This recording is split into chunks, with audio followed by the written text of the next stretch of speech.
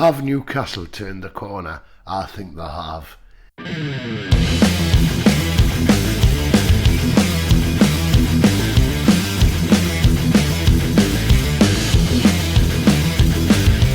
Way hi and welcome to GeordieLand 1892. I'm sorry I'm a bit late with this one. Work is always beckoning me, and I just, oh God, I can't fit it in. But hey, you know, Tuesday night, what a night. Unbelievable. Back-to-back wins. It didn't seem like that because it seems like we hadn't played for an eternity prior to the Everton game. Obviously, we had a week's winter break in Saudi Arabia, and we did play friendly down there. But before that, obviously, we beat Leeds at Ellen Road, and that started the ball rolling. So now Newcastle back-to-back wins in the Premier League, which hasn't happened this season. Absolutely fantastic. In the prior video that I did to this, obviously I was bleating on a little bit about the fact that we didn't do the job against the likes of Norwich and Watford when they came up to St James's Park. But well, on Tuesday night they definitely did do a job, and you know, they didn't start off that well. It was a bit sort of. Let's say the ball was pinging around. It wasn't pretty, was it? It wasn't pretty, let's say that. But, you know, as the game sort of continued, Newcastle started to get a shape. You could see that they were starting to gel together, you know. Obviously, Everton, they took first blood. Holgate managing to scrape it across the box, and it kind of cannons off Jamal Lascelles. He had no chance really, couldn't do anything about that. Hits him and goes in. But you know, the great thing about Newcastle on Tuesday night was their heads stayed up. Their heads didn't go down. They went straight up the pitch, and literally a minute later, Jamal Lascelles rises really high and gets his head to the ball, hits the bar, it bounces down and it hits Mason Holgate. So exactly the same scenario a minute before down the other end. It was Holgate, Lascelles, and Lascelles, Holgate. So Newcastle are at 1-1. That must be some kind of weird record. Bit of a 1 in a million thing, that, isn't it?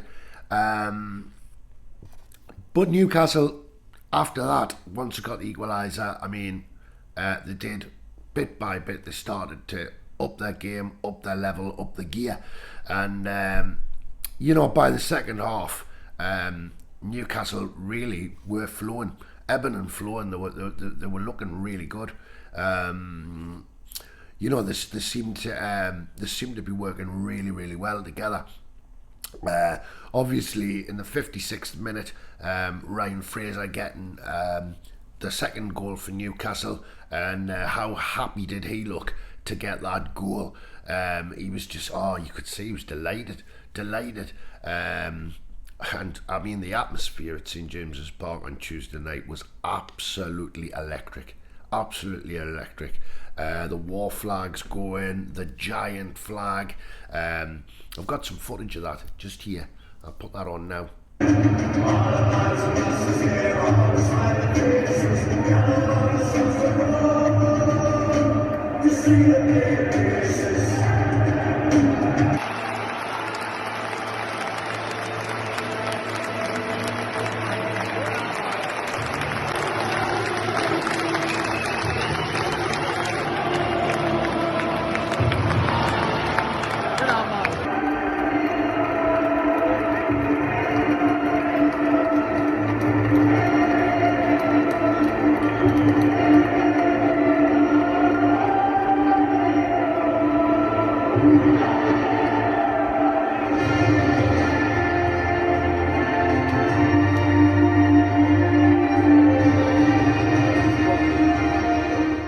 Something else, the atmosphere in the stadium, like on Tuesday night, unbelievable.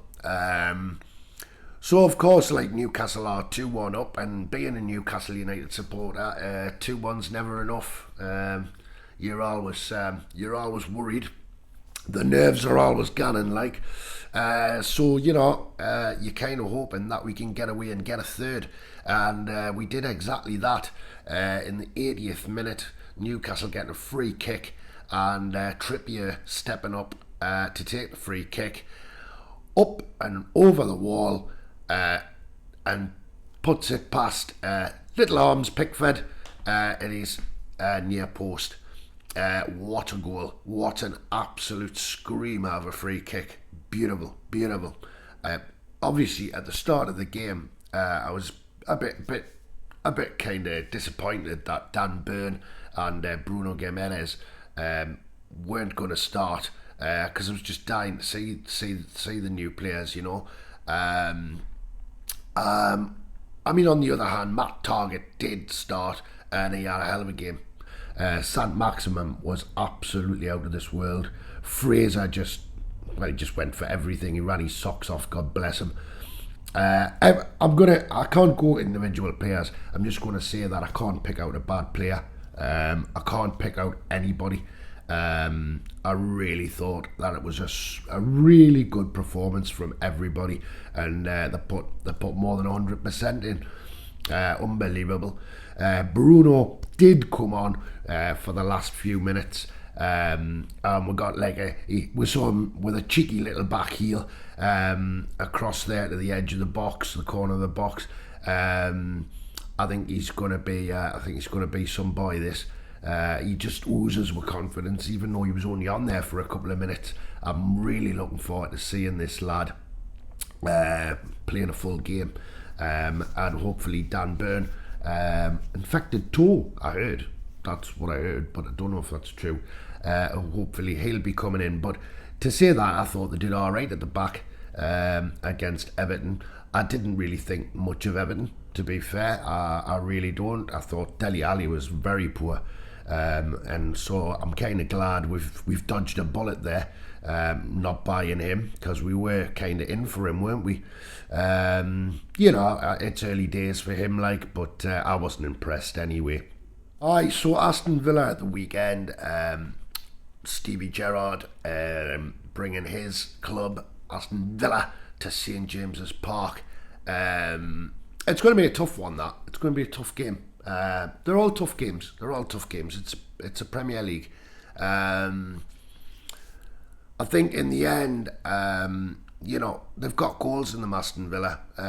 But if we play like we did against Everton, and the way we did against Leeds, to be fair, I don't think we should have any fear. I think obviously it'll be a tough game, but honestly, I think we can get something out of this. I really do. Obviously, there was results there. You know, Tuesday and Wednesday night went our way to keep us out of the bottom three. We did drop into it, incidentally, last night, but Norwich were winning. They were beating Crystal Palace at Carrow Road 1-0, but Crystal Palace came up with an equaliser, so they ended up with a 1-1 draw, and that basically put us back out of the bottom three. So that's good going into the weekend game out of the relegation zone.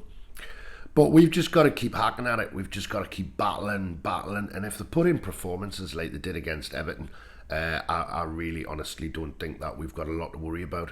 I think bit by bit they'll make up ground, and I think they'll truly be all right. They just have to keep putting in performances like that. That's as simple as that. Absolutely amazing. Crowd at St James's Park, unbelievable. And I would just like the two clips that I showed before is actually a lad called Brian Costello. Have a look at his site. He does some outdoor stuff, and he's got some nice videos on there, actually, Brian. So thanks, Brian Costello, for those couple of clips. And I got a couple of clips, obviously, of a friend of mine called Donna Lee. She was at the match. Listen, from GeordieLand 1892, all the best, and let's hope for another 3 points at the weekend against Villa.